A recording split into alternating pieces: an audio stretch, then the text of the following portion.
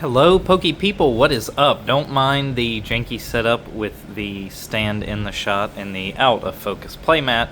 I'm fixing to head out for some NAIC testing, so I wanted to give you guys a one-stop shop for 4 last-minute deck lists for anybody who is planning to go to NAIC and you want to play a deck and you don't have an idea of a good list. I've been working on 4 decks. I'm pretty sure I know which one I'm playing. I don't want to give out any spoilers. You'll have to wait for the vlog for that to find out what I'm playing, or if you bump into me at NAIC. But I wanted to give 4 deck lists for anybody who is still trying to figure out what they wanted to play for NAIC, or if you have a locals event coming up and you want to play a good deck and you're going to be streaming NAIC while you guys are playing, guys and gals, whoever. I wanted to give you 4 lists. So this is going to be for Dragapult Dusk Noir.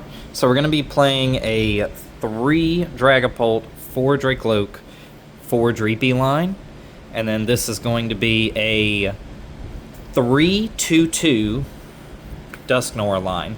So this is basically going to be a Turbo Dragapult Dusk Noir build. It's going to be centered around using these Cursed Blast and Cursed Body, or both Cursed Blasts abilities to quickly spread damage around. You want to get into Dragapult really fast, and you want to just be blowing stuff up, burning through your opponent's field, and just destroying and picking it apart.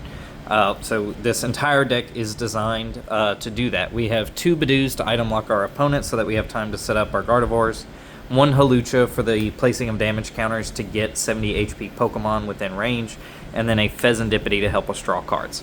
So that is the Pokemon lineup. The energy lineup for the A-Spec, instead of the Unfair stamp, we're using Neo Upper Energy. This is a way that we can attach for a turn and attack with a Dragapult. If we attach an energy for turn and our Drakeloak or Dreepy with the energy gets picked off, we want to be able to attach a Neo Upper Energy and get an attack off without having to play a Crispin to power up, or worrying about having an EXP share down to transfer that energy. Because most of the time, your opponent will just bring the thing with energy onto the bench and take it out from the bench so that EXP share doesn't factor in, or they'll get a jamming tower. And there's a lot of ways to get around the EXP share now that people are privy to, so we're playing Neo Upper Energy so that we don't have to play Crispin. We're playing 1 Luminous Energy, and then we're playing 3 Psychic and 3 Fire Energy. A lot more energy than you're used to seeing in Dragapult. Usually it's just these 3, or sometimes it's like a 2-2 split and then 3 Luminous Energy, but we're playing this A-Spec Energy.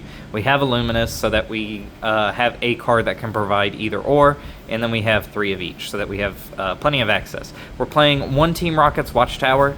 I've seen variants of this deck that don't play a stadium at all. I would not do that. You definitely want to have a stadium to counter a stadium. Because everybody else is playing Stadium, so why wouldn't you? This will help you turn off Noctowls. This helps you turn off Blood Moon Ursaluna. This can help you mess with EV Box. There's a lot of reasons to play this card in a deck that's going to be playing for Iono. Since we're not playing on Fair Stamp, we have the max Ionos. That's going to give us the multiple routes of hand disruption, plus we're going to be activating Cursed Blasts and letting our opponents draw cards. So we can activate Cursed Blast or Cursed Blasts, and then our opponents are going to be taking prize cards, and then we Iono them down to a lower hand size, and then we use Dragapult to take a bunch of prizes ourselves while maintaining a large hand and reducing our opponents. We're also playing 4 Professor's Research. This is to, again, blow through the deck, super turbo, really fast, aggressive, get our Dragapult out, get our Curse Blasts off, and just start decimating our opponent with damage counters. We're also playing 2 Jocks just to get multiples of Dracloak, to get Dragapult, to get our Clops and our Dusk Noirs. So that's the supporter lineup. We're going to be playing 4 Buddy Buddy Poffin, 3 Ultra Ball, lots of 3-ofs here. We have 3 Counter Catcher because of the amount of blasting that we're going to be doing. 3 Night Stretchers because we're going to be playing a lot of hefty researches. We need to get back these Pokemon, and we need to get these energy cards in our hand. And 3 Nest Balls, again, to help benching Pokemon that we need to get, because 4 Buddy Buddy Poffin just isn't enough sometimes. 1 Pokegear 3.0, and 1 Switch. Sorry about the glare. My ring light's busted, so I'm having to use the ceiling fan lights. So, that is a look at Dragapult Dusknoir. That's the first of 4 decks I'm going to show off for you guys. I'm going to just assemble it real quick, keep it in order, just in case I end up choosing one of these decks that I'm showing off. It'll be easier for me to enter them in RK9 Labs. I have a pretty good memory of what's in the deck, or decks that I'm going to be choosing and putting down, but it's always easier to have your stuff in order. That and I try to fresh sleeve whatever deck I'm playing before an event, just in case there's any like dings or nicks on them. I don't want to get penalized or any nonsense like that. Alright, next deck we're looking at is not high on my list of decks to play, mostly because I do not have a lot of reps with it, but I know it's super popular. Gardevoir EX. Gardevoir has kind of had this like stigma put on it that it's bad now because Grimmsnarl EX is dark type and Gardevoir is weak to dark, and then it can spread damage counters, so people are afraid of, you know, bossing up your Gardevoir, one-shotting it with the Grimmsnarl, and then 30 damage on your Drifloon or your Screamtail that you just used, and then that, you know, big 3-price swing turns. There's also the new Shaman out. Really messes with Screamtail. Some people aren't playing Shaman. Some people think that they don't need Shaman. They think that it's not worth putting in because they think other people will play it, so they don't need to play it. I definitely think certain decks should be playing Shaman, and certain decks shouldn't, or don't have to. But some decks really should be playing Shaman. But I don't think Gardevoir is a bad deck now, and I don't think that you shouldn't play Gardevoir if you're really good at it, if you have a lot of reps in it. I think you just need to practice against Marnie's Grimmsnarl. It is a unfavorable matchup, but it's not a unwinnable matchup. You can still do crazy things with Gardevoir. You can have 2 Monkeydories to be throwing back damage at them while they throw it at you. So, like, it's winnable. You just have to know your lines, and you do have to get a little lucky if you play against a Grimmsnarl, but I don't think you'll play against all Grimmsnarls. So like Gardevoir can still win against tons of other decks that are going to be there. It's just how many Grimmsnarl do you think you'll hit, and how much are you willing to risk it? So looking at the list, pretty I wouldn't say significant changes. We're gonna do 2 Gardevoir EX. We're going to do 3 Kirlia and 3 Ralts. We're also playing 1 Lily's Clefairy EX for that Full Moon Rondo attack, and also to make our Psychics hit Dragon types for weakness. We want to prey on Raging Bolt, we want to prey on Dragapult. We're still playing Screamtail, even though Shaman is a thing. You can, you know, target it down and knock it out, and then if your opponent doesn't want to waste the time burning resources to get it back, you have access to it later, and some people just may not play it. We're playing 1 Drifloon, 2 Monkeydory, and we shaved it, the 3rd Monkeydory down for a Shaman, which this deck absolutely should be playing. In 1 Pheasantipity EX, all my Fezzes are spread out, so this is a little proxy that you guys are going to just have to forgive me for. But the energy amount stays the same. It is 4-7 Psychic Energy, 3 Dark Energy, 2 Artisan. I'm not a huge fan of playing Artisan in decks. I think it's too friendly because you're just about any one of your opponents can also use it. So if you're, you know, going first and putting it down, you're only helping your opponent to put basics down and get their setup going, and even like potentially help them into a TM Evo. So I don't like having to play it, but Gardevoir just has to play it. 3 TM Evolution. The format is definitely sped up a little bit, and you do not have time to whiff a TM Evolution, especially going second. You need to get TM Evolution going, and we have a reduced amount of Arvins in this deck, and we upped some other supporters. So we play 3 TM Evolution to naturally draw into it better. This is 2 Bravery Charm, and then we are also playing 4 Professor's Research in this deck. This is because we needed an answer to going much faster and to doing more dump and draw to get the things that we need to stay in the game. We're still playing 4 Iono in this deck as well. You're likely going to fall behind in prizes, so you're going to want to Iono your opponent. and you're going to want to reduce their hand size and then start coming back with these big threats and spreading a little bit of damage with Monkey Dory, and you want to hinder your opponent and then overwhelm them. Like I said, we were playing reduced Arvins. We have 3 instead of 4. No boss's orders, but we are playing a significant amount of counter catchers. So if you're not comfortable with that, you can cut a counter catcher for a boss's orders and just have 1 in the deck. I've always been a proponent of having at least 1 boss's orders in any deck, regardless of whether you play catchers or counter catchers. It's nice to have that guaranteed thing. So if you want that, you can still do that. Items, we have 4 Ultra Ball, 2 Nest Ball, 3 Earthen Vessel, 2 Night Stretcher, 1 Buddy Buddy Poffin. We wanted to have more Ball Search, less Buddy Buddy Poffin Search, because Shaman is pretty handy to do. We want Monkey Dories, so we want more outs to get those higher HP basics. Even, I mean, Screamtail too. So Buddy Buddy Poffin is not enough just to go for the 3 Ralts and the Drifloon. We want to be able to get those higher ones. So we have 2 Counter Catcher, 1 Rare Candy, 1 Super Rod, and Secret Box is our A-Spec. Now, you don't have to play the Rare Candy. You can argue that it's not needed because you have 3 TM Evo, you have all these Professor Sodas, you're dumping your hand to get to this card and to get to energy and to get everything ripping and roaring. You can cut this Rare Candy for a 3rd counter catcher, which you probably should, or cut it for a boss's orders. I hate playing a stage 2 deck that doesn't have a Rare Candy in it. It feels bad. I understand that the Dragapult deck did not have a Rare Candy in it, but that's a little different because you have recon directives to help you filter through the deck a little more. We don't have the trade refinement Curlia anymore, so we don't have that filtering ability to look through more cards to get things going. So we do want the response of a Rare Candy Gardevoir. So that is my purpose for having a Rare Candy in the deck and not wanting to cut it. But you're free to do whatever you kind of want, make some tiny adjustments to whatever feels good for you. Like I said, this video is just to give you a good basic of a competitively consistent deck to help you make a good decision if anyone is trying to find a deck list to play for NAIC, or you're just trying to find a good competitive deck list. So moving on from Gardevoir, we have Goldango Dragapult. This is one of the higher end contenders that I'm considering for playing Friday. Excuse me. We have 4 Dangos, 4 Gimmies, 1 Dragapult, 2 Drakeloak, and 2 Dreepy. So what you need to remember is very rarely are you going to use this Dragapult.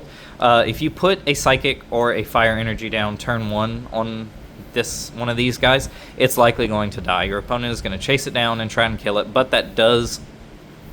it's kind of good because it makes a threat that your opponent deals with so that they don't deal with your Gimme Ghouls and they can evolve into Goldangos, which is good in and of itself. So if your opponent wants to take a prize on a potential threat while you have 2, 3, 4 other threatening cards that are about to draw you a boatload of cards just waiting on the board, you're fine with that.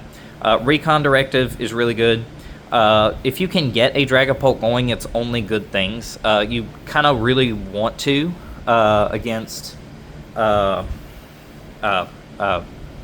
Box, because Pikachu's Resolute Heart is really annoying to get around. So you have Shaman in this deck as well. I think it's really good, and you should be running it. We have 1 Monkey Dory, and then we have a Pheasantipede EX Proxy. But I do have the real ones, I promise. If you could, I haven't figured out what it would be, but I want to fit a Hawlucha in this deck as a answer to Pikachu's Resolute Heart. I want to be able to drop a Pikachu down and ping it for 1 damage counter so that we can not have Resolute Heart hinder us in getting a knockout on a Pikachu. I just haven't found anywhere in the deck I could fit that in yet. We have 2 TM Evolution and 2 Jamming Towers. I wouldn't cut down on the Jamming Towers to 1 for the Hawlucha. You could. You could say no to Monkey Dory, because you essentially have something that can attack for one, energy, but you also have something that it would take 2 attachments to get going and use, and then you also have a Monkey Dory that it would take an attachment for turn to get online and to use. So you could argue that there is too many Pokemon that require a lot of commitment of energy to be playing them both at the same time. So if you wanted, you could cut the Monkey Dory and have a Hawlucha just to make your Joltik box matchup better, but I do think the Monkey Dory is helpful. But I don't know that it really is in the deck as like a net gain, or if it's in the deck because you have Dark Energy and Monkey Dory is really, really good, and every other deck that uses it does great, so why don't you put it in the deck? But I don't know if it really vibes with what Golden Go goes for. So you could honestly switch this out for Hawlucha. Energy-wise, we have 3 Steel Energy, 2 basic Dark Energy, just to, have extra access to Monkey Dory.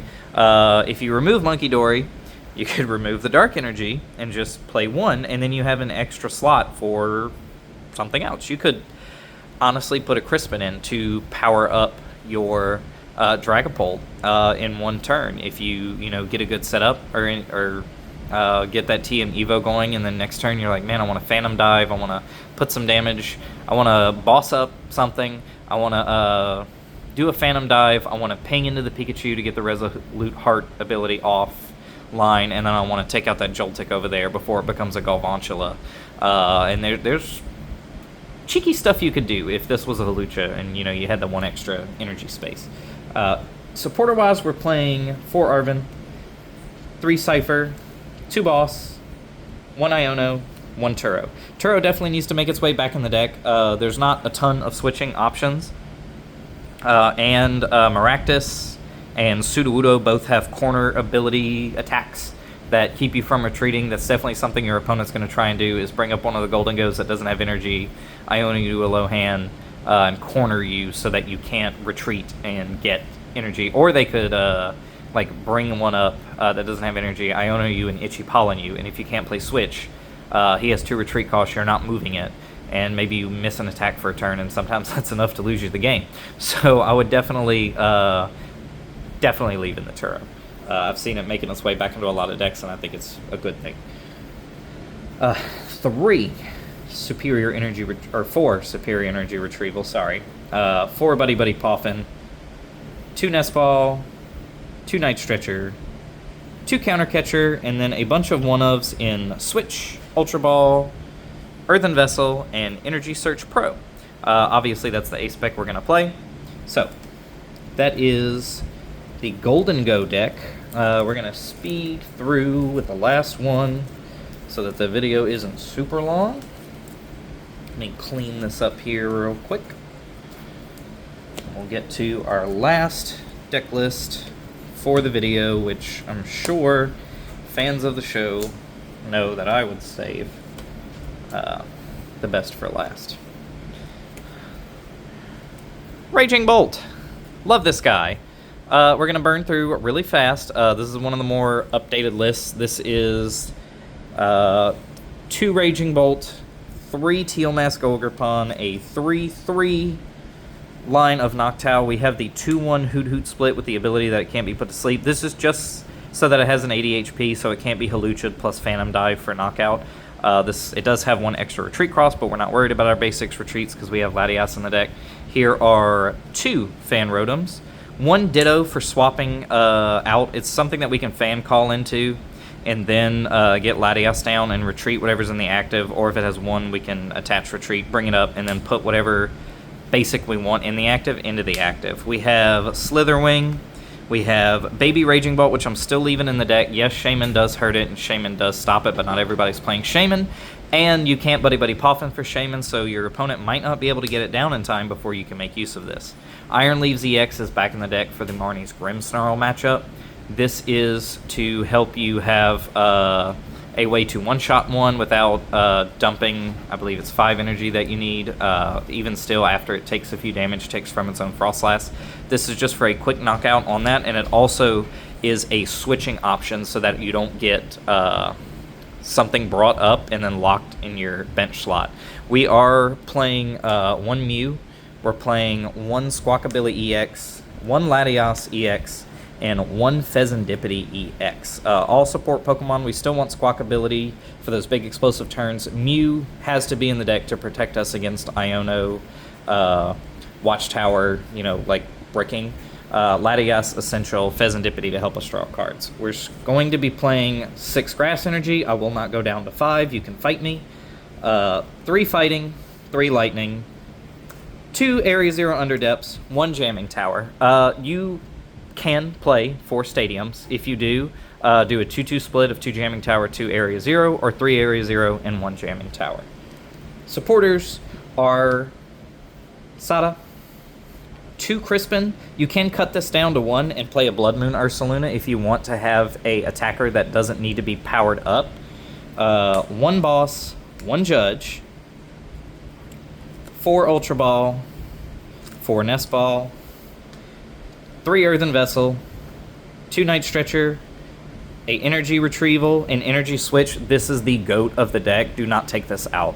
And 1 Prime Catcher. Sorry to kind of burn through this one at the last second. My phone's rang like 4 times while I'm recording this, and I need to answer it before I get in trouble. So this is the Raging Bolt list. Hopefully see some of you guys at NAIC and you recognize my voice or you recognize one of my playmats. And just tell me hey, and thank you guys for watching. I hope to see people at NAIC, and I hope to have a great time and see everybody there. Thank you guys so much for watching the video, and I'll talk to you later.